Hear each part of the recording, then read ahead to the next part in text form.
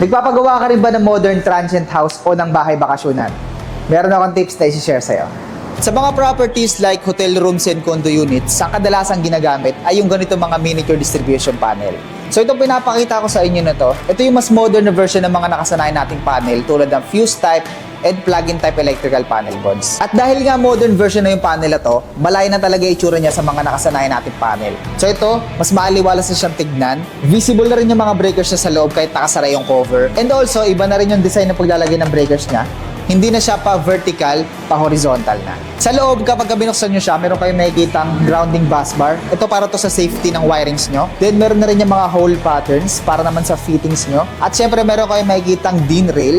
Dito ikinakabit yung mga breakers. And speaking of circuit breakers, ang ginagamit na breaker na nga pala sa mga ganito ay yung ganito mga DIN rail type na circuit breaker tulad ng MCB, RCCB, or RCBO. MCB stands for Miniature Circuit Breaker.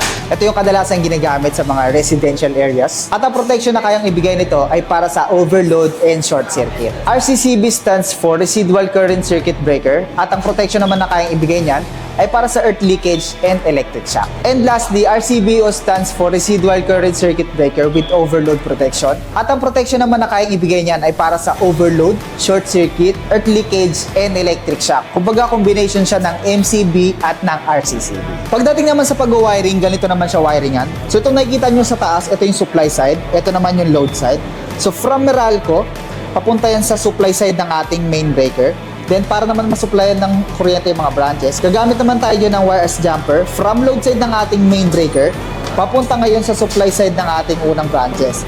So ngayon, dahil may supply na ng kuryente yung ating unang branches, gagamit naman tayo dyan ng COM bus bar, which is yung magsiserve as jumper para masupply naman ng kuryente yung iba pang mga branches. So ganito nga lang pala yan. Lalagay nyo lang yan dito sa taas, ganyan.